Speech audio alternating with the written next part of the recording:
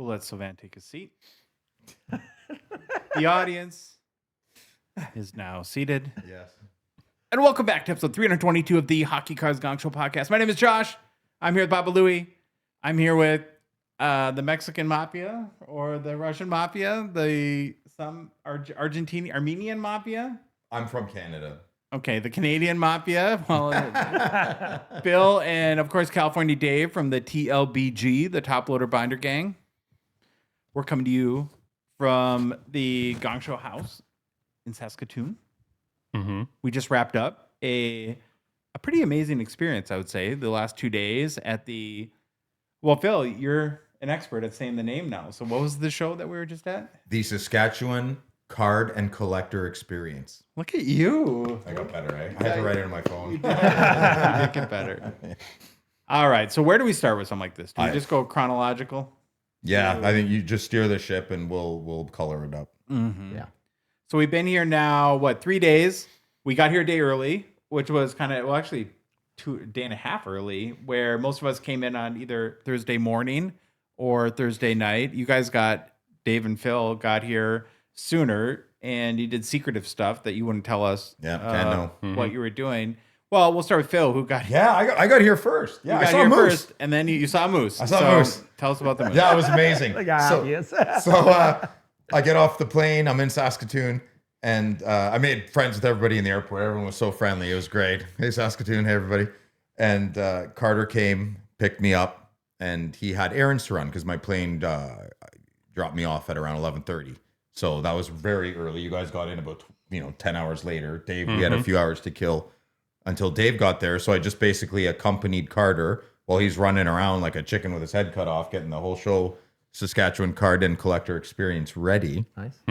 And I went with him and ran errands. And one of those errands was to walk his beautiful dog, Rosie. What a sweetheart. And we went to the dog park with my broken ankle. And I kept mentioning to Carter that it's okay. It's not a hard trail or whatever. And he's just staring at me all weird. He's like, but you don't have a cast on. I'm like, it's still tender, so we went. He carried me over the tough parts. But once we got to the end of a trail, I was saying, wow, it's so beautiful out here. There's so much nature. I've seen about 500 to 1,000 elk because I used to live in Banff, but I've never seen a moose. And he goes, oh, too bad you weren't here longer. I'd take you out. I'd know it's good spots to find a few. 45 seconds to 60 seconds later, he goes, oh my God, there's a cow. So cow, female moose. And he was right. And then he started doing his calls. And stay tuned for my Saskatoon video. You'll see Carter doing a moose call, and the moose actually stopped and looked at us, which was incredible. And we stayed a lot longer than we should have. We were a little late for the rest of the errands, but Rosie was there. She was trying to herd the moose a little bit, and it was kind of funny. The moose made eye contact? The moose made eye contact right across the lake. Well, we were trying to hope for Carter was making the moose call to get a buck to go mount or to go make friendship. And, so there was no bull. And so we decided to pack it up, and we went and picked up Dave, and poor Dave had to hear my story 10 times. And we picked up Dave. We went for an incredible meal. This place called Half Cut. Shout out to them. We still needed a reservation, but when we got there, we were the only table. I appreciate the vibe they presented, but it was okay. Some of the best food I've ever had in my life. Big shout out to them. And then we came and saw our Airbnb, and we went and picked up you boys, and there we go. Okay, but we had I brought up the message here because we thought a little more went down than what really went down. There was a text that Phil said, we'll be there within an hour, picking something up and car switching and then house. And I don't know what you and I were doing, but I was like, car switching? What are they car switching? So then I said, car switching ? Phil says, we saw a moose. Things happened. Long story. No more questions. We thought you hit a moose, like with the rental car. Rental minivan. Rental minivan. Yeah. You're a big fan of the van. Huge fan of the minivan. Fan of the van. No police officer looks at you. It has excellent acceleration, and the storage, it's uncomparable to anything else. SUVs eat your heart out, so I'm all about the minivan. We've known for 20 years. Yeah. I haven't. You're just joining the club. Oh, I'm a truck guy, but I think I might be a minivan guy now. I'm pretty happy. You only need a minivan if you're going to bring bubble hockey anywhere. Can you get a 4-wheel drive minivan? All-wheel drive, yeah. The disadvantage, though, is you need to have run-flat tires because I almost bought one, and they're super expensive. So, like, when you change your tire, when you have to get new tires, you have to spend a lot more money. I got trucks. I'm used to that. I think Probably you should cheaper. buy one and pimp it out and put like the big tires on it and jack it up with the Hockey purple Cards lights underneath. Gongshow. Oh, Free geez. hugs. Put free hugs along the side. You'd be the only pimped out minivan ever. It would be awesome. Don't tempt me. Don't tempt me, boys. Depends how good Reloaded goes, right? From the Phil's minivan. Let's get Philly Boy's minivan. You flew here, and as worldly as you are, as cultured as you are, as experienced in life as you are, you have not flown too many times. 5th time. And it seems like you didn't so much like the flying experience. No, it's horrible. I hate airplanes. I'd rather drive next time, be in my own domain. Isn't it like 50 hours, though, to drive here? It was just like I kept touching the guy's elbow beside me. He kept doing this, and I kept apologizing. He didn't speak one word to me. So Really? I just pissed him off the whole time. I felt bad. I had my iPad, but the woman behind me, she put her seat back, and my iPad fell on me. And then I was like, yeah, I'm not risking that. $2,000 iPad, OLED screen, M4, just if anyone's curious. And, Plug. and yeah, it's not your $500 iPad. It's top of the line. The right people know, you know.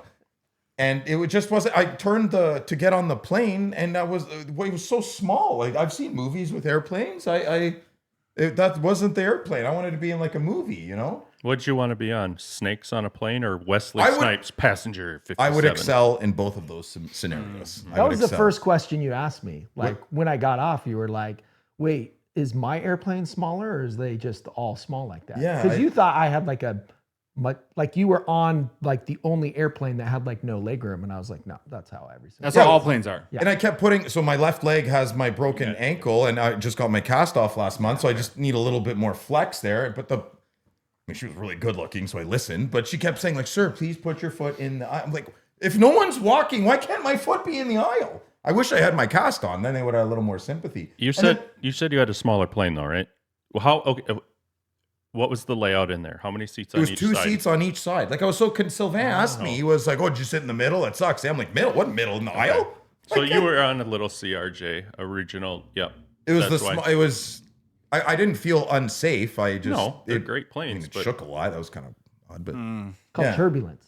And then we landed in Toronto, 3-hour wait. I was like, I thought I fell asleep. Like something happened. I didn't know how to read the plane ticket. And then I had to wait 3 hours. I had nothing to do. And then I wanted to go outside for a walk, but then they said I had to go through security again. I'm like, not doing that. That was horrible. They pulled me aside on the first one, asked me all these questions. He kept thinking I had something in my ankle, on my broken ankle. And he said, well, you said I had a broken ankle. I said, yeah, but I didn't have surgery. And he goes, well, it's really weird. He keeps beeping here. Are you sure? I'm like, am I sure? Yeah, man, I'm so confused if I rejected the doctor's possible recommendation to have a surgery. Anyways, neither here nor there. I don't want to fly again. I'll drive to Saskatoon. Did you get the white glove treatment? No, of Blue? course not. No. White glove. He asked How for about it, blue? but they didn't give it. Blue, no mechanic technicians there, no. okay. Yeah. Louis and I had a different flying adventure that was about 4 days in the making. This show is, we have more stuff. And we're trying to, be like quasi professional and get half decent equipment. And to produce this podcast, it required many things like microphones, stands, cameras, all those sort of deal. And so for about 2 weeks now, we've been playing Tetris in 4 suitcases, trying to figure out, A, is it even possible to get all of our stuff onto the airplane? And it was, but then you have to be under the 50-pound weight limit because otherwise they dramatically overcharge you for, who wants to pay that sort of penalty. So how it ends up is we have 2 massive, like the biggest suitcases you can have. We have a carry-on, and then Louis and I, for our personal items, had to split a little overhead suitcase because we have so much crap. Have show will travel. That's what we kept saying. And then, of course, we get to the airport, and we're half of a kilogram overweight, and the guy's like, I'm sorry, sir, but your bag is overweight. Yeah, 1.1 pounds. And then we're in the middle of the airport, have our suitcase splayed all out. And what we have learned, though, is that cords are heavy. And so we're like piling cords in our backpack. We had one carry-on suitcase. Dave. One of our carry-on suitcases was just cables, and a camera. But we made it. And so all was well. Everybody got here by Thursday night. And then Friday, I was really grateful for because we are getting together more often, 2, 3, hopefully 4, 5 more times per year. But typically when the band gets back together again, it's go, go, go from the minute, and we hardly have any time to rest and relax. And we had almost a whole day just to be with each other and Very be grateful for friends on Friday before we had to go to the Prairie Land Convention Center here in Saskatoon. Ooh, big shout out to that. Yeah. Big. Oh, and awesome, set up for the show. And so that was awesome, is to have a morning and afternoon, not to have any sort of obligations where I have high anxiety and I'm running around barking orders. So good for these guys. Lots of fun. Yeah. The Friday was it eased into things, right? It's like when I worked at the restaurant. I didn't want to show up right on time. I want to show up an hour early, ease into the shift. It's the best way to do it. I think we keep learning that. Like every time we go to an event, we start adding days before and days after. Like in Toronto. We're doing 2 before, 2 after. Yeah, now instead of it being like a 4-day event, we're like, okay, we're going to be there for a week. So pretty soon we'll be changing our mailing address. Yeah. It's like, we just live here now. So we have time to relax. One thing that was unique for us about this show too is for the very first time in over 3 years, we had our own booth. Yeah, fun. And that was not the plan. But with the whole shotgun nature of Gongshow Reloaded, because there was really no advantage to having a booth before Reloaded, and now that we had a product to schlep and sell at the show, it just seemed to make more sense. So we had to go on Friday, set up our booth. We had banners made and all this, try to make it again somewhat presentable, and got to see our first sort of taste of what Justin and Carter put together. And this will be a theme, I think, all throughout this podcast. And as we talk about it after, those guys did an incredible job. Amazing. For a very first show, and not just a small show, but to throw a more substantial experience, as in the name, they right off the bat, the carpet was amazing. They did high curtains. It was very classy and elegant. Phil cried. It exceeded all my expectations. I don't have the vocabulary to express my heart feelings.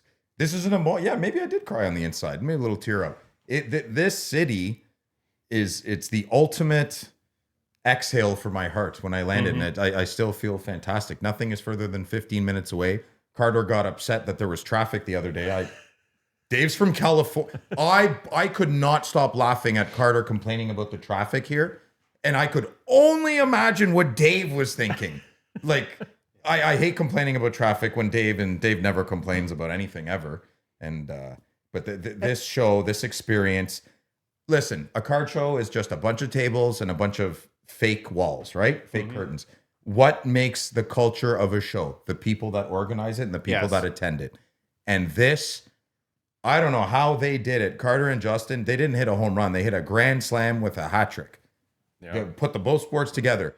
Every single vendor, well, okay, not every single vendor. There's always a couple of unhappy people, but lo and behold, we kind of predicted that. I would say 95% of the dealers and the customers, patrons, were just enamored. And this is one of the biggest things I heard. Man, I didn't think this could come to my city. Finally. There's almost 400,000 people in this city, and they've never seen something like that. What is going on? And Carter and Justin brought that here. They had a vision. We helped them. They helped us. We talk about good teamwork, good communication. Next year, I already can't wait for next year.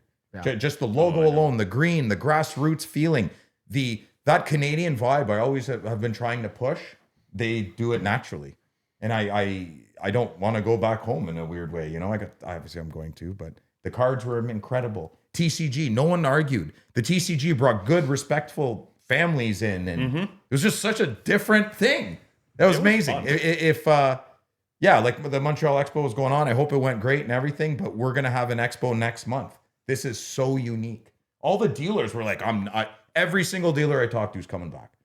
They want another table. They want, man, it's... Well, Phil was the show MC. How was that? Oh, yeah, I was. I put a microphone in my hand. I had a lot more fun than I thought I did. Yeah, it was good. I'd love to take a class or something. It was great. Yeah, just tell me what to do and at what time I'll do it. Did you hot mic yourself at all? Like, ever forget to turn it off? I did hot mic a couple of times, yeah. Did you? But I didn't swear, and I didn't, well, I usually say it to your face, so I'm not too worried about saying anything behind someone's back. I'll say it to your face. But I just don't want everybody to hear it. And that happened a couple of times. It was good. Yeah. I will give you super props because you nailed it. Oh, thanks. It was Louis. awesome. I appreciate it. I really appreciate it. Excellent job. You And did you were super professional yet Yeah, personable. Yeah, that was This jerk's like, Phil, I don't want you to take this the wrong way, but that was really good. You were very, like, professional. He struggled to say it.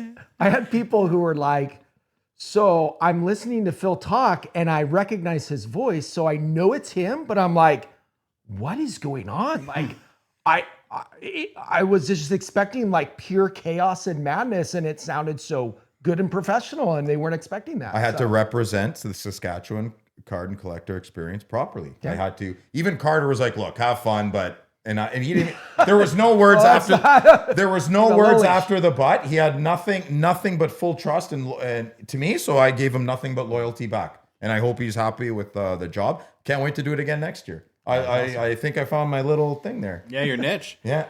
A lot of amazing vendors. The cards were fantastic. We'll talk about that There in a were second. two fantastic. Like, Yeah.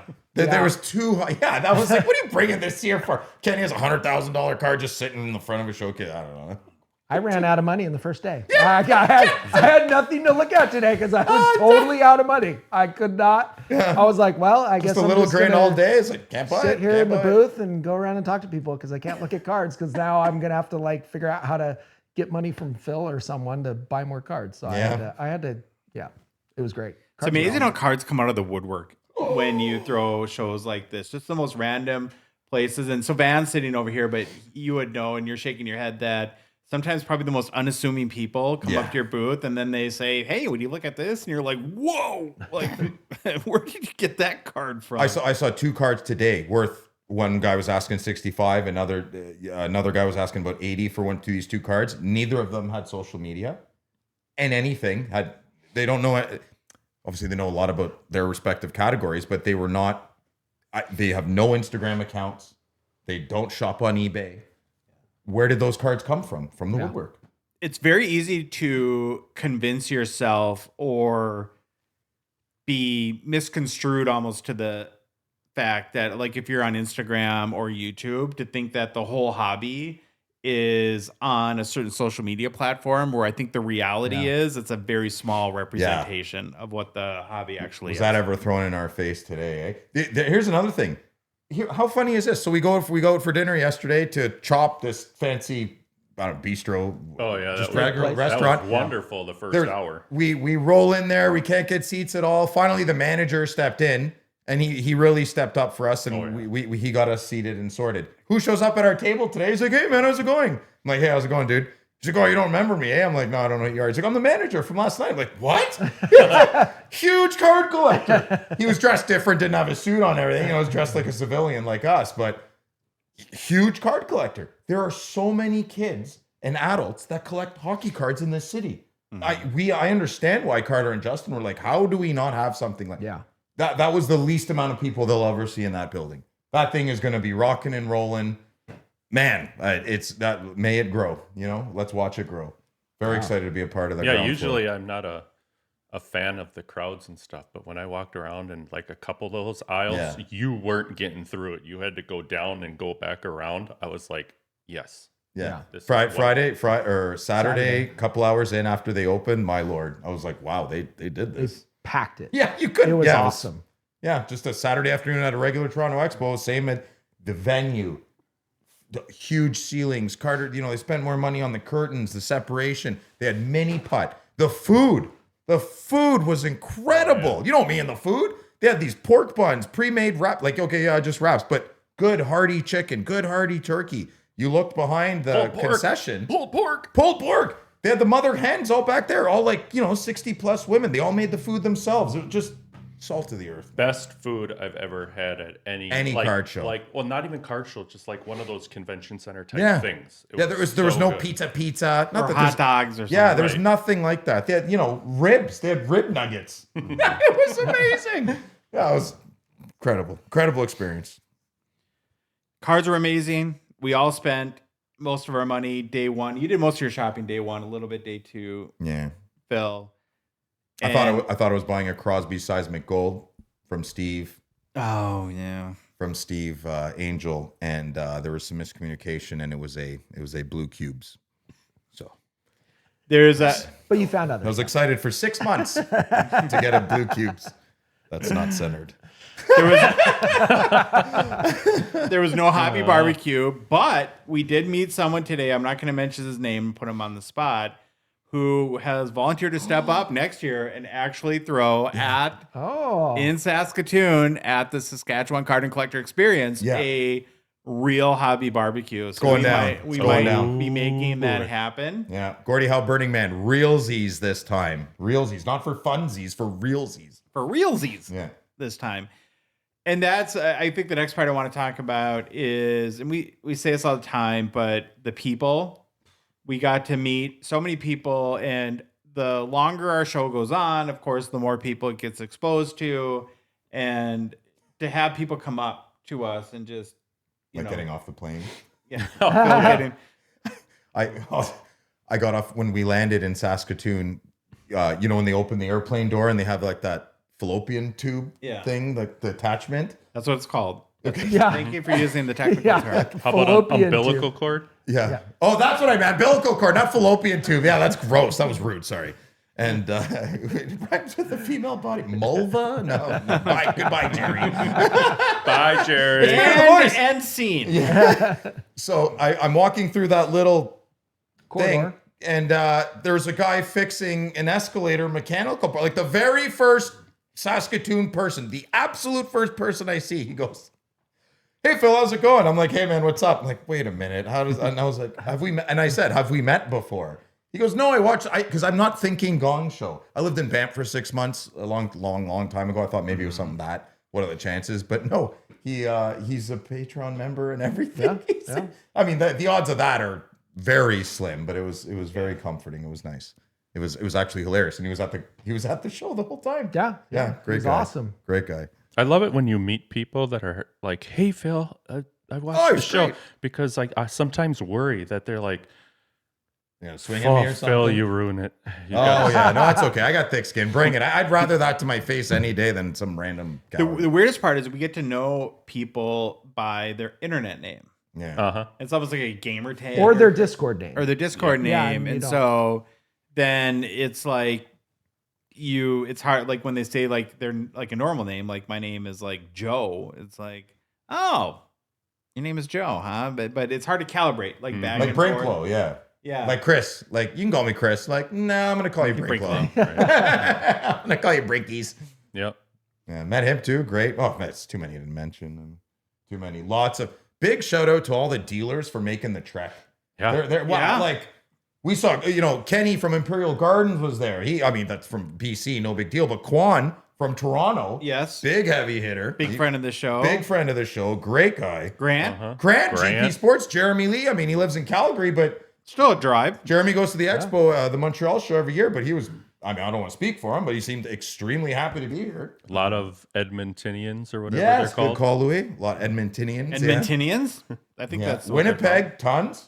Winnipeggers. That's probably I don't think you should say that. yeah. Winnipeg folk. Manitoba. We'll keep it at that. Well, I think people did. You can stick your No, my dirty socks, up I've- there. That's fine. And then at the show, that'll be. Oh, That'll that'll be be even so I better. don't better. have stinky feet, jerk faces. Never have. Not a sweaty, waxy guy. Yeah, I don't. Sorry, my feet never smell. You've talked about a foot OnlyFans for 6 months. Well, Now we're Sylvain's over there. He's not here. If he was there, we'd be worried. Well, we also had the unique experience of having a product in Reloaded. And the best part about having it available at the show was getting to see so many people open it in front of us. The one of them Oh, was it's so wild. awesome. Yeah, and just to see their reactions and to get feedback from people about Reloaded, I think that in the next, couple of days, it'll be sold out, and we'll be trying to figure out what round 2 of that product looks like. And we haven't even really had the opportunity on the show because things have been moving so fast to talk about what this whole experience has been like. But Flattering. That's the word. Flattering and Flattering, I would humbling. use the word. As soon as And- nothing beats someone scanning the box, looking at the checklet and smiling and looking Right. at their buddy doing this. Every single person. I'm so proud of it. I'm so proud of. Yeah, it's incredible. The I had decisions. one guy come up and he was looking at it and he was starting to ask, well, what can I hit? And I said, here, because we made little signs. And I said, well, scan this QR code with your phone. It'll bring you to the checklist. He said, okay, perfect.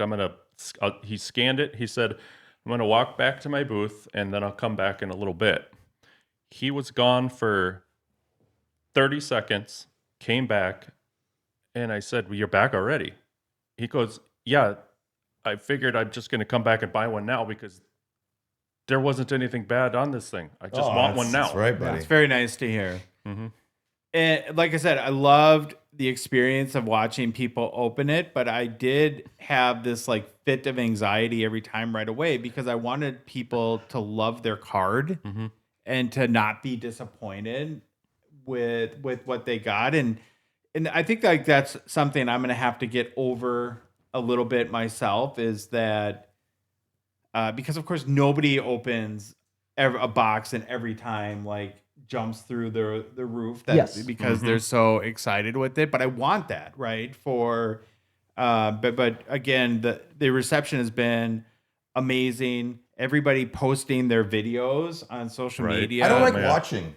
I don't like what I saw one today where a guy Carey Price Young Guns PSA 10. I was like, oh my god, I don't even remember that in that. And then it's an amazing Nick Suzuki card, but he was a Blue Team fan, and I was just like, I can't watch. He's beautiful. He has a great trader, fantastic trader. It wasn't that. It was the if I hit a Blue Team card, I'd be a bit upset, but I can't watch. I can't watch. And it's not that Reloaded is perfect by any stretch of the imagination. And we want feedback. If you guys have, how can we improve it? How can we make it better? Because we wanted to do this in a way. And I just think, I'm not trying to be real pious here when I say this, but Do you remember what that word means, I Phil? remember what it is. But that the good business is delivering happiness to your customers. And we're trying to take the long-term perspective. And we just really want people to be happy with this and to try to do a repack, which is one of those words that you say, Yeah, it's most nasty. people's faces get all crinkly. You're all repack, Yeah. but do it in a way that maybe makes the name, restores some good to that name, or and what we haven't even had the opportunity to talk about this, like how now Whatnot is making some changes, Regulations, regulations policies. to it, and a lot of it is kind of how we do. They basically copied our website.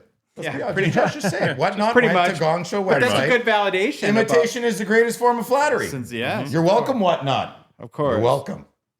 So again, thank you to everyone that's supported us. We We had cool signs behind us. It looked very professional. we try. We sold out. Every box is gone. Every Yep. box from the Every show box is gone. We brought. is gone, and there's still some left for the next few days. So Online, though. yes, Online. gongshowreloaded.com. You can go pick up your boxes, and I think the best part about this weekend to close out the whole Reloaded conversation is that I think everyone has enough confidence to allow us to do this again. And if you thought this first round was good, we're only going to get better at this, and we're only going to push ourselves to make stronger products. And I can't wait for people to see what we can come up with down the road. Right. I'm excited for variations. I want a fill set. I Nobody else want my wants it. stank on it. I don't know what that would be exactly. It was interesting though, as you were talking about watching people open the boxes, because you do get a little bit nervous. 'Cause I'm you're very like- nervous. I walk away. I You don't want everyone to hit. You want him to be happy. You want everyone to hit just the monstrous card ever, which not everybody's going to hit the monstrous card. But we don't. But- It's their monster card, right? Like if someone's a Buffalo fan. But even with that, because you watch them open the box and it's like there's so many good quality cards in the product that there wasn't really a time where it was like, "Wah, wah, wah." You know what I mean? there It was was like no that wah, wah, wah, moment. no. It was all like, maybe the Lemieux rookie. We're like, is it Topps or O-Pee-Chee? Nobody knew.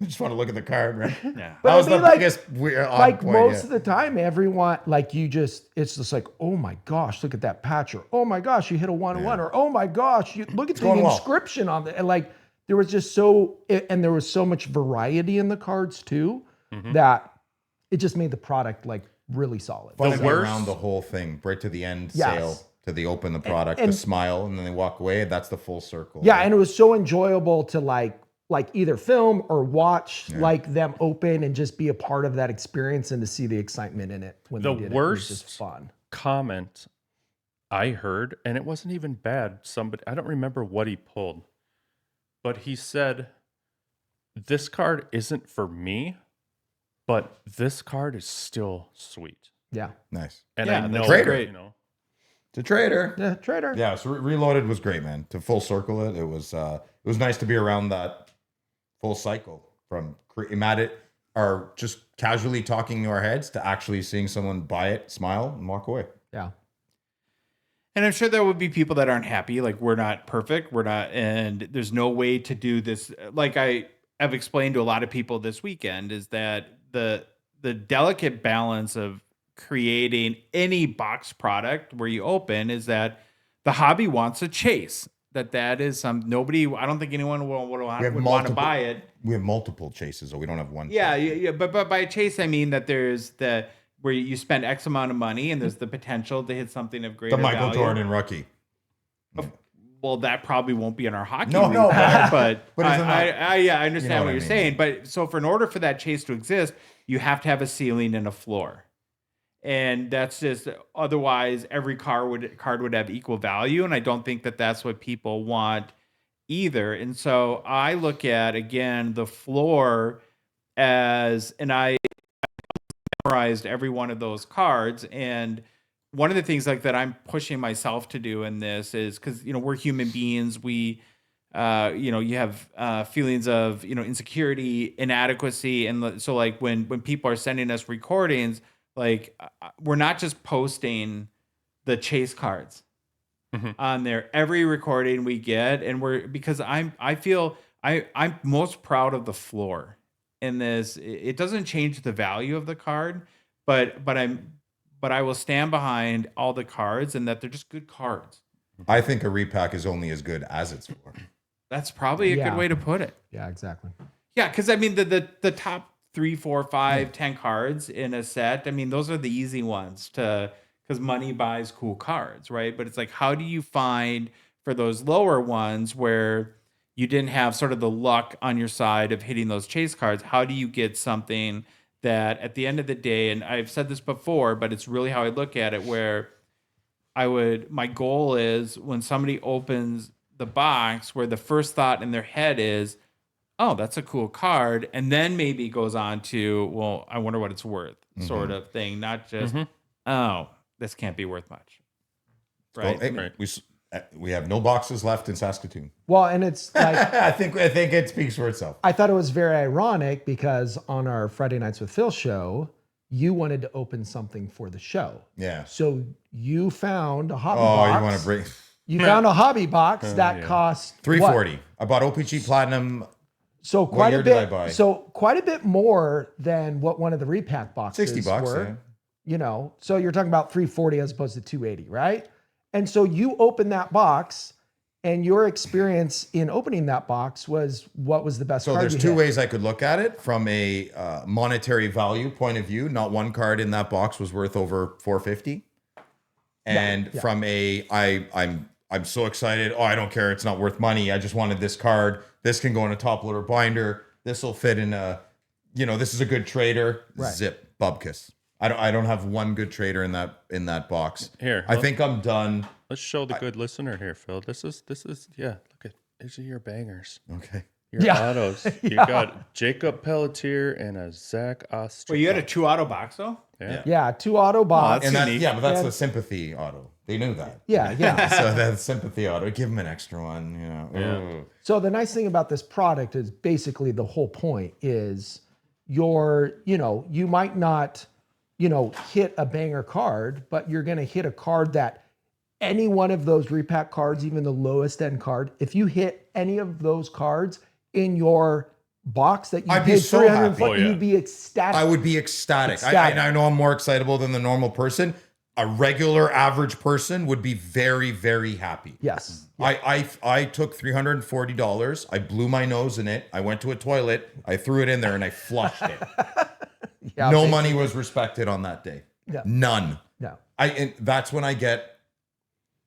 Thank you for bringing it up, but I wish you didn't because now I'm all right. I'm very good at moving on quickly and learning my lesson. So I've never hit a good. I still have Thomas Volcanic Seismic Gold stuck in my. I bought a box for $1,000 last year. But we didn't want anyone to have that experience. No, it's horrible. It was a horrible experience. That's the whole point of the repack is you're not going to have that kind of experience. Correct. Yeah, you might not hit the banger chase card, but the whole skunk thing. Let's go back to Friday night though in your show because of all the list of amazing firsts that we got to do as a group, you guys for the first time got to do your show. Wild and together. crazy guys. Two wild and crazy guys got to do it in person. Was that a fun experience for you? Oh, great. Yeah. It was. It's such a different thing, being right beside you, more personable. Yeah. Right? Just like our hobby. Our hobby is not digital, it's analog. Right? We mingle. Our cards are tangible. We hold them. We smell them. We can scratch them. We can drop them. Same with people. What do they do with human beings when you do the worst thing in the world? They isolate you. Right? Because we're human. At the end of the day, we want to have interaction. Yeah. And this is... COVID made a certain generation out there kind of weird. So yeah, it's good. Our kids. Yeah, our children. Yeah, pretty much. So this is good. This is wholesome. This is what I'm alive. This is what makes me feel alive. Well, and the best part about it was, so we're in a very nice Airbnb. It's excellent. I couldn't ask for a better situation. Best one we've been. Best Chateau Gongshow, even though it's smaller. It's so cozy. Mm-hmm. So cozy. It's great. Yeah. And what again, another first is, so this house is like 2 layers of basements. I don't know how, but it works. And you guys were down in one of the basement bedrooms doing Friday nights with Phil, and in the dining room, which is behind the camera I'm looking at right now, we had Grant from GP Sports Cards doing his Friday night breaks there. And so it was a hobby house. It was a hobby house, content house. Louis and I were sitting watching him do that. Phil came upstairs at one point, did your show from your phone. The mic was on though, so go back and take a listen. But it was about 60 seconds where it was echoey. Apologies, I forgot the mic was on my hat. It was a lot of fun. Louis jumped in and was hilarious. Breaker's assistant for Grant as he was ripping through cases of stature, and Dave was. Yeah, but why? We were hungry. Why? I was starving. We were and he starving, had, yeah. like 2 cases of stature to go through. I'm like, can I help you gotta speed this up? speed I'm it up. starving. He's like, yeah, cut these open. Excellent. And Grant did us the honor of he included some of Reloaded into his breaks, which is definitely something he didn't have to do. And he has his own buybacks product, which is very successful. Mm-hmm. And he hit an amazing Austin Matthews auto out of 3. Phil was super jealous. I come upstairs. That's what he hits. That's I went it. right back downstairs. You I could went not back. have planned it better. Yeah, Ridiculous. we heard you complaining all the way downstairs on Hot mic. Yeah, he's a machine though, and to get him to see that in person is a professional breaker like that. We witnessed. I've always said Grant's a very hard worker, very knowledgeable, but we paid a little more attention this time because it was more in front of us. Dude, the energy and the youth, I tell you. I know Grant doesn't look like he has full of energy, but he does. We doesn't stop. did make his professional show very unprofessional Way less by professional. commenting and Yeah. hooting He was a and good hollering sport. the He whole was a time. good while- sport. It'll good probably sport never about it. happen again, but he was a Yeah, great he's sport. like, this was great, but next time, nobody. And then this morning at like 7 o'clock in the morning, I get a text from Grant. can you guys help me find what Hall of Famers are? It's hockey cards. 7 a.m. This kid's talking hockey cards already. Yeah. He's the real deal, man. He's the real deal. Yeah, we got him to say shimmy shakes. Yeah. Yeah. We're trying to change. We're trying to throw our culture on him. Say it. Sloppy D for Leon Sloppy Draisaitl. D. Sloppy D. And another first, and a very proud moment here on the Gong Show on Saturday. The BabaLewi story is, he's had to warm up to the microphone a little bit. And It's Tim, yeah. over the last year, no. I mean, that's sort of the, you look at, there we go. You look at the history of the BabaLewi hot take is, Louis, one of the things about you is you are an incredibly funny person. And as you know, I keep trying to push you out of your shell on this show more to have the more confidence just to speak up. And Carter and Justin at the show on Saturday had Tim Shovelday appearing again to sign autographs and Brian Trottier, and they had asked us to do an interview for each of them. Now, I typically will do those interviews, but Louis volunteered, and he did an amazing job. And Thank to you. see you own the stage Yeah. and be confident and have a fantastic conversation with Tim Shovelday, dude, I just hope that keeps to give you more and more confidence. Momentum. Just to be yourself and because I think that, not to get like too inside content on everyone, but there has to be like a letting go where you trust yourself, because if you're always trying to say what you think people want to hear, that never works. You just have to say what's in your heart and trust that people actually care to listen to you. With a filter on some people. Yeah, well, you're a whole other. Yeah, we're not talking thing. about you, Phil. Okay. yeah. You're a whole different topic. But no, I just want to congratulate you, and you did an amazing job. And Thank you. I had fun. fun. It was fun. It was a blast to see that. So yeah, tell us about it. I mean, did you? Oh, it was. I started by telling him, I introduced myself because when you guys had interviewed him previously on the show, You were at work. and I was working, so I introduced, who I was. We're going to do this, and I, just said, just basic hockey questions for you, the career and whatnot. And I had questions written out that I was going to try to follow. Be honest, you rehearsed them the night before with me and Dave. I did. You did prepare, but I respect that. I respect It was that. excellent. You Oh, he cared, was very you cared to prepared. do a good job. Very prepared. And their questions were great. The They're questions fantastic. were awesome. And so I followed them and for a little bit, and then I don't know what happened, but one question triggered something, and I completely went off script and just started asking him about specific hockey things You had a in the conversation. game. Yeah, that's Yeah. all I did. That- We were that's just what- talking. Nobody was watching, because the biggest thing I started with was I was trying to make sure I asked questions that the people wanted to hear.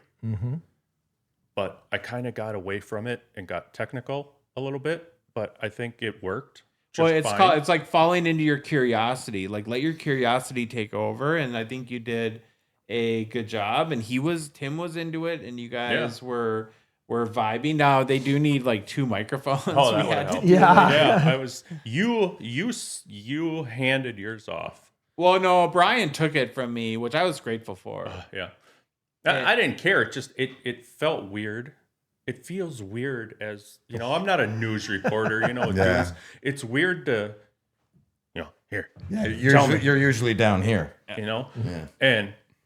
But once I got that figured out, it was just I had so much fun just talking hockey with somebody that played the game Yeah. and asking my own stuff, but it worked and everybody enjoyed it. And So what do you think about Nico Hischier this year? You think he's going to do well? It's like, oh my God. Do you love the Devils too? Is Martin Perdue your favorite goalie? before we started recording, the first question he said, because he knew where Josh and I were from, is he said, "How about that Kaprizov?" Wow. Yeah.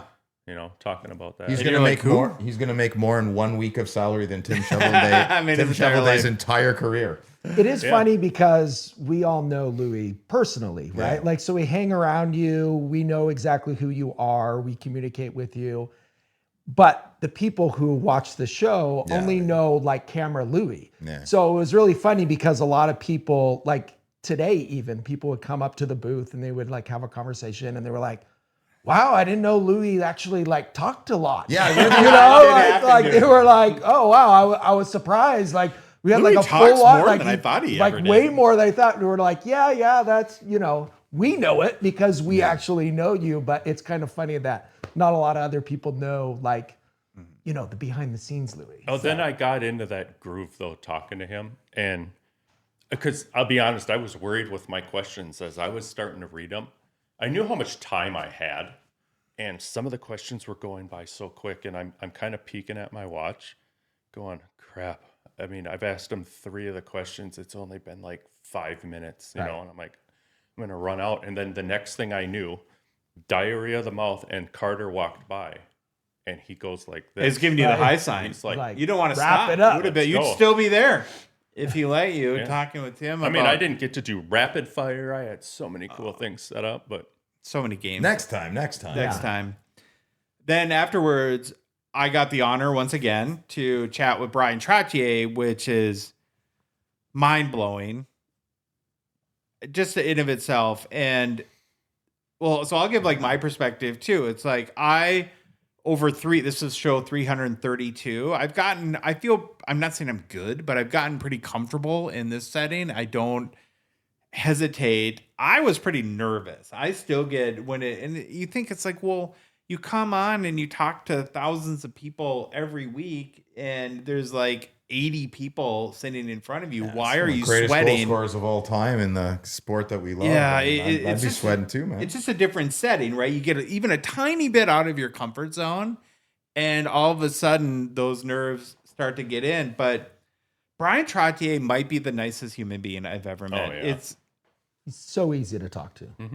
He's a good man. Yeah. He's a good man from. And he was so generous with he was the easiest interview I ever had to do because I didn't do anything. He just doesn't grabbed the care. Yeah, he microphone out of my doesn't care. hand. He was like, "Hey, man." And he's like, You know, when you reach a certain age, I think people stop caring. I think that's Brian, and he's such a good fiber of a person. He can do what he wants. I went when I saw him. I was like, "Hi, Brian." I shook his hand. Yeah, great eye contact. Said, "It's Phil. I'm from the Gong Show." He goes, "Yeah, I remember the interview." I'm like, "Okay." So I'm like, I don't know. I mean, he meets all these people, but it was very nice that we were memorable, and he knows that we really like our cards and we really like our hockey, and he remembered all of it. Well, I got 2 autographs out of it, man. Yeah, I came up to him and we were like after I got a card signed by him, he was up there talking to Carter and Carter's like, "Hey, why don't you show Brian the card you just bought?" You know, and so I showed him the card and he was just like, "Oh my gosh," like he was like super invested in like how awesome the card was, and it was like talking about it and stuff, and I was like, "Wow, that's pretty cool." So he is so like down to earth because Carter pulled me into the back where Brian was because he said, "You know, you got to come in here and get something signed." And so I kind of waited till he was finishing signing some of the stuff he needed to for other people. And when I went up to the table, I said, "Hey, Brian, how's it going?" And he looked up at me and he goes, "Oh, Louie, the Gong Show guy I never talked to." I'm like, "Are you serious?" And, in my head, I'm like, wow. I mean, man, that guy's super Well, cool. when we had to coordinate our interview a few months ago, I was given his number, and so I have his number, which is ridiculous that I have Brian Bleepin Trottier's number in my phone. And as a quick aside, these guys know I have a pocket dial disease. It is a miracle I have not pocket dialed Brian Trottier since then. I mean, it's almost inconceivable because I literally do it 15 times a day. Like my whole family, they laugh at me. I don't know. I just suck at not pocket dialing people. And a couple weeks ago, he had, he gets a little confused between like Gong Show and Saskatoon boys, as we like to call them. And he needed to get a hold of Carter.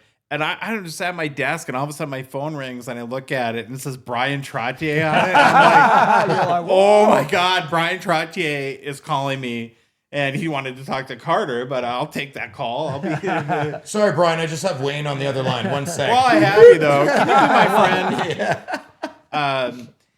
And so one of the questions I asked him was, and I winged it too, and I'm more of a preparation guy, but I forgot to prepare. Preparation H. Yeah, preparation H. And so I thought of this question on the fly, and I'm so glad I asked it because he gave the most beautiful answer. I don't know if you guys were around for this, but I said, let's say there's this scenario, Brian, where you have to give up all of your hockey memorabilia except one thing. What's the one item that you would keep from your career? And he said that right before, I can't remember, it was like 1983, their fourth cup win, that Stanley Cup Finals. He said his son was like 5 years old, and he gave him this little good luck charm. And he said, Dad, I think I want you to have this, that this will bring you luck in the playoffs, and I think you'll win your fourth Stanley Cup. And he said that he's carried it with him. He still keeps it like in his toiletry, his travel bag from it. And he said, this is probably not the answer you would expect or want to hear, but I would give up everything before I gave up that, little memento that my son gave me. Like I said, a good fiber human. That's right there. He said That all tells my you Stanley everything. Cup rings, everything. And he likes his Stanley Cup rings. Oh yeah, he had two of Brian likes the Stanley Cup rings. He's like, you like them? He had two of them on, and I think the last thing I'll say about Brian Trottier is if you're at maybe a crossroads or you're looking for something new or you wanted to get into a vintage player, to find somebody that's as accomplished, that was as good of a hockey player, that is a champion, Yeah. and Got an that right. amazing human being. I would love to see a million more guys PC Brian Trottier cards. Also, there's some I mean, it's not the best word, leftovers, but there's a couple of jerseys left as well. So Brian, part of the show, had memorabilia for sale as well, and a bunch sold. But I know when we left today, at the show's over, I definitely saw a couple of Penguins jerseys, the nice black canary yellow. There's an Islanders. I'm not positive if that's still there, but I'm pretty sure there's at least 15 pucks, I think. I mean, there was over 100, but there's not that many left now. There's a few items that are still left of Trottier autographs, and they all come with the COA, Certificate of Authenticity. Look at you, big words. Wow. I'm on my game. Big boy. For this moment, maybe not in 10 seconds. So reach out to the Saskatchewan Card Collector Experience show on Instagram. Carter or Justin will respond. And if you're interested in anything, I don't want to say it's very reasonable pricing. I'm sure it would be like you were at the show. I don't want to speak on their behalf. I mean, it's big. It's up to them what they charge. It's up to them what they charge, but say Phil sent you. Yeah, I don't know, but there's still a few Trottier things there. I think all the shovel days, I think that was specific to the things people wanted. I know for sure the Brian Trottier stuff is there. Yeah. He went a little extra because when he left, there people still wanted and to buy. he doesn't live here. No. He's from here, but he traveled specifically for this. and did this because he wanted this community to have this show. Yeah. And I think he still lives in Pennsylvania, so it's not like it's a super easy It was a thing. trip. Mm-hmm. I mean, he had to really commit to doing it along with all the other stuff that he has. And how you say all the time, and I understand why you say this. You say how you're afraid or you never want to meet your heroes. Yeah. This is one hero you can meet that would only make you like him more. Yeah, if I knew everyone was like, no problem, but no one's like that. Listen, we're giving Brian a lot of kudos. Tim Shovelday was hilarious. Mm-hmm. Oh yeah, he's he great was too. so. I talked to him way more than Brian because Brian was busy the whole time. People still came and saw Tim. I mean, I heard at least 2 Shovelday stories from grown men, and they were just like, can't wait to, Tim was great. He is so funny. He is so personable. You could just shoot the breeze with him too, right? So when Brian was signing, it was more sporadic for Tim. Yeah. So I would decide to hang out with him. I'll show it in the video. I mean, I didn't ask him, but I'm sure it's well, and kind of getting back to an important topic in the hobby that we harp on all the time, back in the room that you referenced, where kind of the green room or whatever you'd want to call it, but where basically he was sitting at a table, and then there was guys who probably work from these professional autograph companies just rifling hundreds and hundreds of things in front of him to sign. Brian was locked in and took so much care in signing, and it looked identical Yeah. every time Every for time. hours. Full he sat there. concentration, full focus, full effort. He knew how every single one needed to be as almost better than the one before in his mind. You could see it. And we got all these young players that just go like, "Nyeh," on Yeah. a card, "Nyeh," Little chicken right? scratch. And they, whatever they do is like, Whatever. and sign how, their how do name. they do it? "Nyeh." Okay. It just made me respect that so much more. And that, like, I think that they should make, like, Upper Deck should pay a guy like Brian Trottier whatever he would command, which I'm sure would be a lot of money, to, when these rookies are signing, to sit with them and just have them watch him sign his name 100 times. The NHLPA should be on that. The NHLPA should want their members representing their brand in a much more adult way. That's how I would do it. Like, listen, it doesn't have to be an issue if they don't want to, but you're gonna, in the flip of a switch of one generation, you have a large amount of young adults growing into older adults that are going to be parents that can't sign their name. Right. Like, they literally cannot sign their name. That's not a thing that should be talked about a bit. You brought such a good point, Brian. Beautiful. I'm not asking for everyone to have a Crosby, Gretzky, Trottier signature, but what we witnessed, like, in the behind the scenes of that curtain, that was like a professionalism I have never witnessed before. Yeah, they can change in school and stuff the way they teach, because I bet you all of us, it was basic, your signature was for, writing checks and stuff that doesn't happen as What's much unique anymore. to you, right? But Yeah. so you don't call it, you need to know cursive and this and that, for whatever. Just teach them you need to know your signature, Handwriting. legal documents, stuff like that. And Your personal stamp. Last week before we left, I took my daughter to the DMV to get her driver's license, and on the form, she had to sign her name, and she looked at me and she said, "I don't know how to do this." Yeah. Cole just put right COLE, and I'm like, I have failed.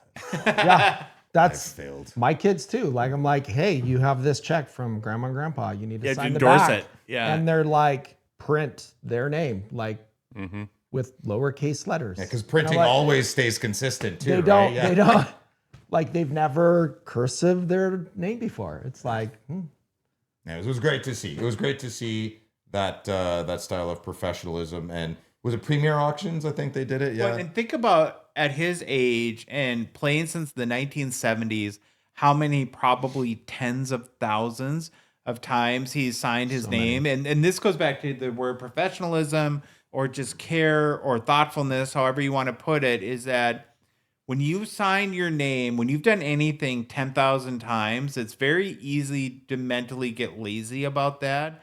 But what I think a guy, I don't want to put words in his mouth or attribute thoughts to him, but I really believe a guy like Brian understands that this may be the 100,000th time I've signed my name, but it could be the first time a collector gets a Yeah. Brian Trottier autograph, well said. and I'm going to care just as much about this one as I did the very first time when I was 18, 19 years old that somebody asked me to sign my name. I wish I could have. I probably could have, but I wish I maybe would have taken a video back there of him doing it. I don't think they would have because let you. he had a list of names when he was signing stuff that people bought, that they wanted Sure, to like have certain inscriptions that people wanted or whatever. Yep, their names or whatever. And the guy, he's got two people back there helping him, working with him, organizing what needs to be signed and this and that. And I think there was a number, and he was signing just his name on just his name, Brian Trottier, Hall of Fame, on stuff. And the guy was like, okay, after these, you're going to be to X number. And Brian said, well, how many do I need to go to finish this off for everybody? Well, you'll be at like 330, 340, whatever, something, pick a number. He's like, okay, well, then just give them to me. I want to finish them. Yeah. It's like, wow. Yeah, like I said, just an amazing human being. And it's pretty impressive when a guy who's that accomplished is that nice to and at the kind. at the very first Saskatchewan Card and Experience show. No. You know, he came. Oh, the Card and Experience show. Oh yeah, I Yeah, switched yeah, it up. See, I'm getting tired. I'm drinking. Yeah, there you go. The All right, real let's wrap Phil, the real Phil comes out. So I want to kind of go around, and we'll start with our boy California Dave. Woo! Yeah. And when 6 months from now, when you think back to this experience, what do you think you'll remember the most? Number one's the people. I mean, I can't tell you how many, I don't know, vendors or people that were there to just buy cards or whatever, who I had conversations with, who were having a great experience, who were either fans of the show or, lived in the area or whatever.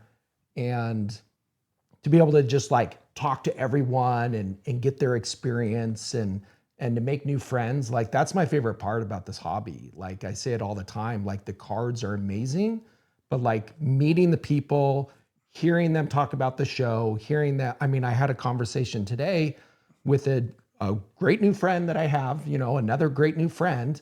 And he was telling me that, he's had some things that have happened in his life, and he has some long drives that he needs to do.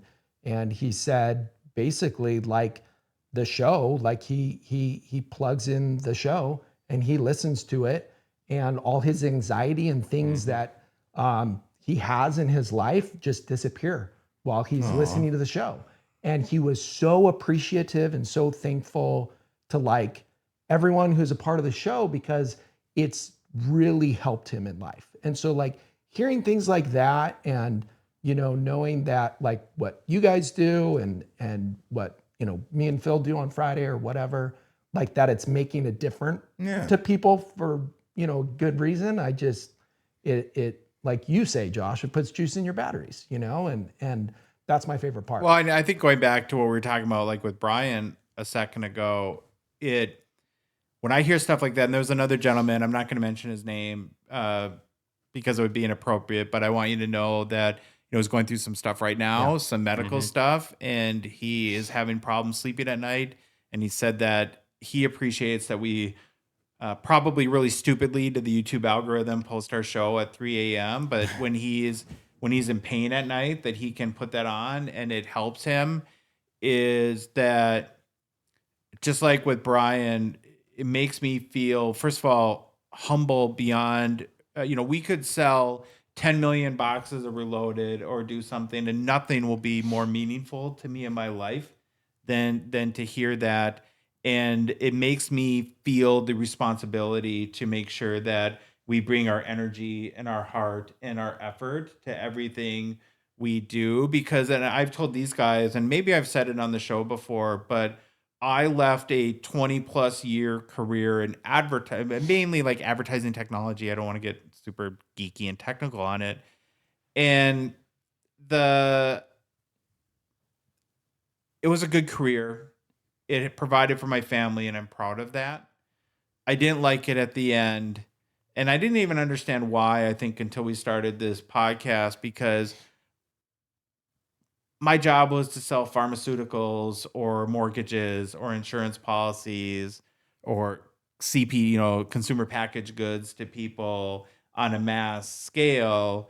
And, this might sound corny, but I think maybe just not just me, but most people in your life, you kind of get a little up there in age and you start to maybe think to yourself, well, my vocation, what I've dedicated a big chunk of my life to, was it meaningful?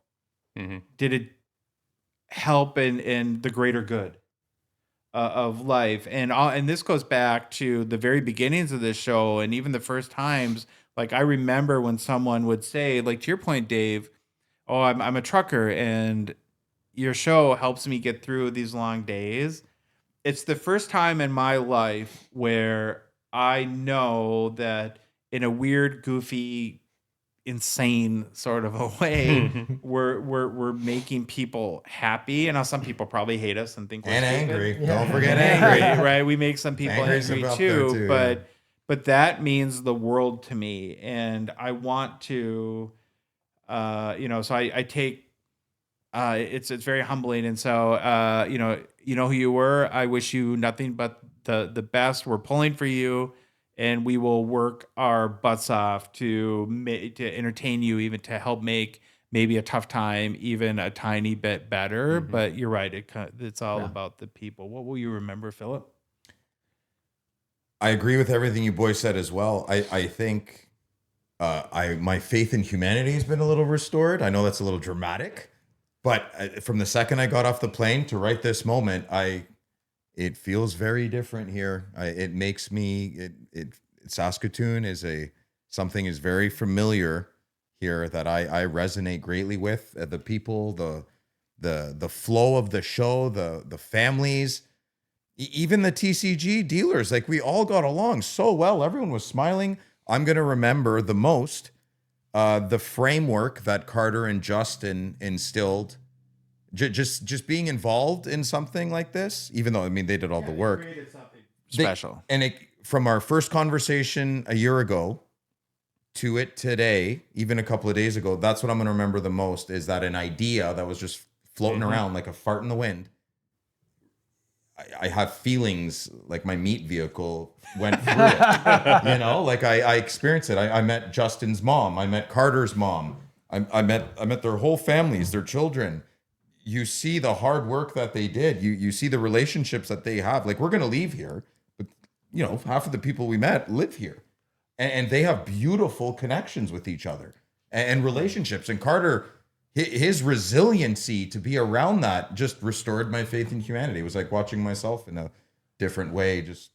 I think if you were a new person too, and you didn't know that this was the first time they put on the show, you would never assume it was the first time. No idea, because you think about, hey, if I'm going to put on a show for the very first time, like you think of, okay, there's going to be like, X amount, 50 tables, and they're going to squeeze the pennies, Yeah, they did not squeeze the pennies. Within like 20 minutes, you'll see everything, and you'll be here for an hour, and then you'll go. But like the show that they put on, it was like you would have thought this was the 5th, 6th, 7th year they've done it, because everything flowed really well. And even though it was really good and it was an amazing show, Carter and Justin, like, they would continually ask us, like, what can we do better? What can we change? How can we make this better? And so it's the focus of, this was a great show. Let's make it just that much better for next year. And so it's very familiar to how we do our show. Like, I know I'm a broken record on this. Like, hey man, after you open your box and reload it, I don't care if you hit something you didn't really want, or you hit the exact card you wanted, 1 out of 300 chance. I need feedback. The packaging, the cellophane, the Carter and Justin were exactly like that. And when you resonate with that, we're a tribe, they're a tribe, but we're from the same village. Yeah. 100%. And that's what I felt. And that's my biggest takeaway, is how bad I want to come back and be a part of something that's so much bigger than myself, than even our podcast, than their, when you put it all together like that, man, it's a vibe. It's a culture. I had so many vendors who were thanking us for like coming and being a part. Oh, I felt weird. I was like, of course, man, you're nuts. Of course, and they're like asking, like, so what's the plan? Are you, yeah, it's their show. We're just an accessory. They did all the work. I mean, we just We're talked the arm about candy. it nonstop. Yeah. What's that? We're the arm candy. We're the arm candy. Yeah. It just to simplify it, that is my biggest takeaway. Watching, I mean, it's so cheesy, but I'm gonna say, like, just watching Carter hug his mom. Aww. Just watching Carter hug his mom, and Justin's kid showing up. That is life to me. I told Sylvain, I think today, I said, see that guy right there? He had 3 boys chasing him and all little hockey jerseys. Yeah. Said, that's the richest man in the whole building. Yeah. And it was absolutely. It was incredible to watch and feel. And just seeing Jeremy Lee there, like, Jeremy could be at a different card show, but he chose here, and I know he's very proud. There's of a that. few. I don't want to speak for him. There's a but few people who could have been at a different card show. yeah, and it was magical. It was great, and I think it's going to be. I don't want to say bigger, but it's going to be mightier. Hey, the next one's going to be even harder. All eyes are on them on that one. The traffic, the flow, the cards. It wasn't. I was like, listen, if they get a good traffic flow, obviously there's not going to be that many cards. There was an excellent amount of cards. I mean, it's been over I don't want to say it, but you'll see in the video some what I got.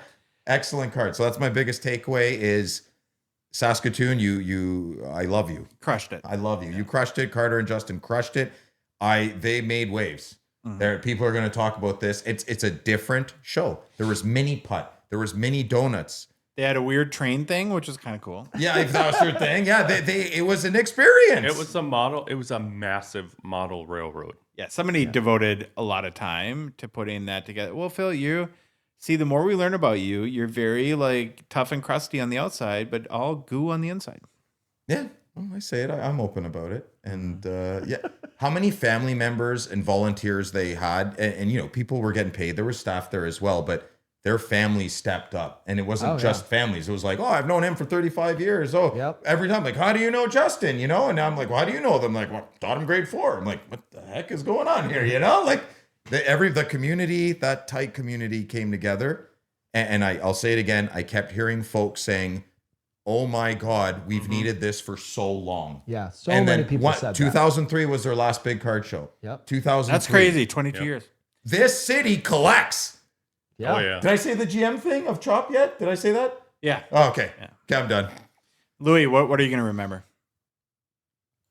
To be 100% honest with you, there's so much. Lie to me a little bit. Give me 20% lies. Yeah. Can you do 22% There's lie, so 78% honesty? so much stuff that happened. Yeah. It's like So many comments. So many. One. Well, this isn't a lie though. So many happy people at this show. Everybody was happy. They're shiny, happy people. You know, you can. were they holding hands? You can tell. I mean, okay, you know, at the end, I didn't see the end of today's show, but like yesterday, even towards the end, when there wasn't a lot of people in there for the last hour, but everybody was still in a great mood. The dealers, everybody was happy. You know, the water's different up here. So it worked. You know, Very cool. they didn't, and the curtains were high, and I like the high curtain. Yeah, That the was high cool. curtains I would have was never great. guessed that was a cool thing. But the it is. layout was great. I mean, it was. so yeah, without breaking the record again, you know, Dave stole it from all of our malls. I'm sure is the people, everybody. You know, here I never thought I'd be in Saskatchewan, but here I am, and wow. It's contagious, man. This weekend created a lot of new collectors. I spent more time talking to people than I did looking at cards. It wasn't even close. That's crazy. Like it was so fun, and like listening to everyone's experiences and where they lived and where they were coming from for the show. A lot of all that drivers, stuff. Yeah. A lot of Salt drivers. of the earth, man. Oh, Lot about 4 of- hours. Thought yeah. I'd rip her down here and take Yeah, a they're walk. like, I'm like, it's yes! quick. It's a quick 7 hours, you know? Yeah, it's a quick. So it was just. Is that a Canada thing because it's so vast, this country, that people are just used to driving ridiculous amount of I've hours? never minded. Every weekend growing up, my parents were like, let's go for a drive. Like 5 hours Like later. if Louis and I do 7 hours, we'd be like in Tennessee or something like that. Well, you're a small country. We're a bigger country. We're than not you. small. Well, you're not bigger than us. Stop bragging. You have 10 times the population we do, but I mean, you have a desert. We don't have a desert. We emphasize this all the time, and I think it's worth doing that. The people is what makes the cards are the stars, but the people keep you in it. The community. The That is community, and people. go find your community. Join our Discord. It's not about the money. We don't make money on Discord. You know, it's shocking. Come on. Yeah, you don't have to say. If you think we do, then that Discord's not for you. Then We don't.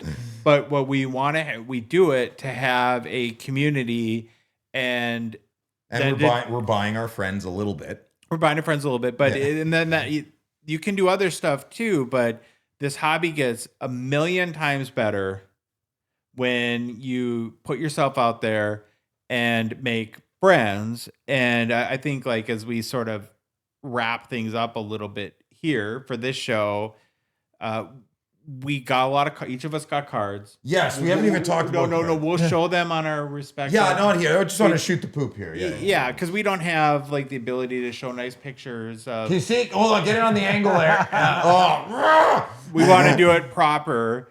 And again, this is more about our reactions and the experience, and so we will definitely get into that. But for me and personally, beyond, my thoughts on the show, what I'm so excited about from the Gong Show family point of view is normally in the last couple of years as we've grown and we've invested more into whatever crazy experience we're on, we get to see each other at the expo and then it's like 6 months. And there's kind of that has gotten a little sad. Mm-hmm. Well, aside from you, which we'll deal with down the road, we got to see each other at the Fall Expo. Then most of us got to see each other at the National a couple months later. We missed Neil too. Yeah, Neil it wasn't just me. Yeah, I know. Pretzel Boy wasn't there. We miss you too. And then now in October, we get to all be together again. And 3-4 weeks from now, we get to do it again. Yeah. Yeah. And that's A little higher octane. a little higher octane. We have Rip Party coming up. We had people drop off donations for Rip Party. We did? Flabbergastic. Oh, he bought us donuts. Flabbergasted. Oh, the donuts. They bought us donuts. It was amazing. Yeah. Oh, delicious. From Dark Side Donut, which everyone that came by who was a local was like, oh, these are legit. Yeah. They Which thought we were high class. Probably They're like spendy that's why. No donuts. wonder you can charge this for Reloaded if you can buy these types of donuts. I'm like, I don't know what these donuts are. They were given to us. and his kid is cute as a button and amazing and has a personality for days. And I got to eat lunch with him, and it was that's good, the man. best entertainment ever. He just asked questions. yeah, He called me California, and he'd be like, California? We met little Zach. I hope maybe if you subscribe. Yeah, I met 14. Was he 14? 13. 13, yeah, and I just assumed he was a Pokemon kid. Then he just starts busting out stats of hockey, pulls out his Pelican, starts busting out young guns. I'm like, I love him. That's a great kid. I had lunch with him and his sister too. That was awesome. Yeah, he's a referee. He's like, he admitted, I don't play hockey the best, so I just thought I'd be a referee. His sister's like, he's an excellent referee. I'm like, that's right, buddy. If you can't play hockey, you drive the Zamboni, I guess. But to be, and maybe it's like a life thing, but we're all in our 40s, like getting into midlife now. Well, Sylvan, you're not quite 40 yet, are you? Or no, you are. Okay, but it's almost like through this hobby, I think it's keeping us young. Yeah. Because for us to come together and for a weekend and stay in a house like this is something kids in their 20s do. And then I don't think you get to do much again in your life. And that's like the whole Chateau Gongshow or, the content house, whatever we call it. It's just, we get to be goofy and young and get to hang out with our friends who I appreciate you guys more than you'll ever know. And we're so lucky that we get to do something we love and have so much fun along the way. And it just, I'll say it again. If this hobby, if you put yourself out there, it will return. It will give back. To you. It will give back.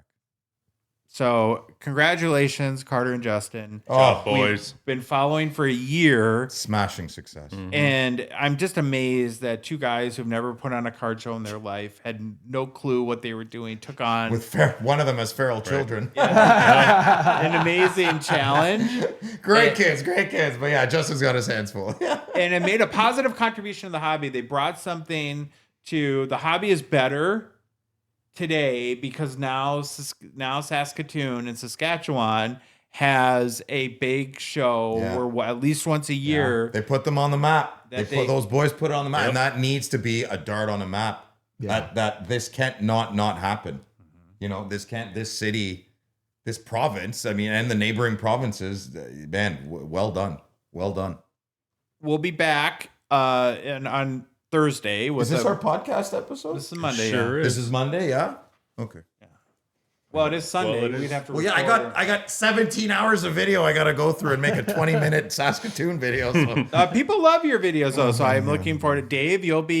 We have a lot of releases in October, so we'll be doing some videos. So Van, you're gonna confessions. You got to come back with You've sinned a lot recently. Yeah, we're gonna tear open that curtain, and it's gonna get real and raw. But I think though that people will see value. He's red. in He's your red story. in the face. Look at he's red. There's Savan. He's not. You're not red. You have good Who's complexion. been amazing to hang out with. I'm thankful to all of our sponsors who, for us to bring this production to, from Louis and I from the US to Canada and Dave from the US. It's a lot at this point, and we couldn't do it without the support of Slab Sharks and Mint Inc.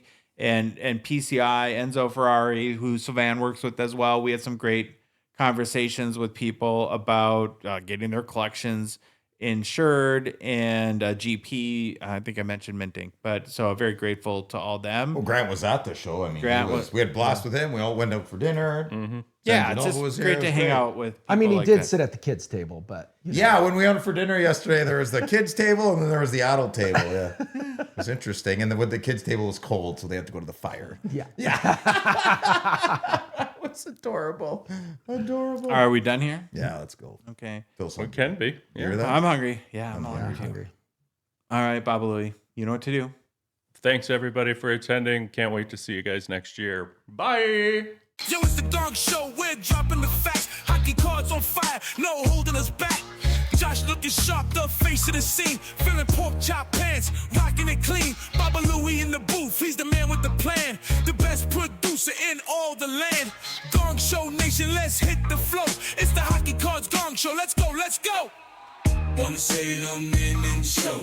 So blue and living. Yeah, well, I was wrong.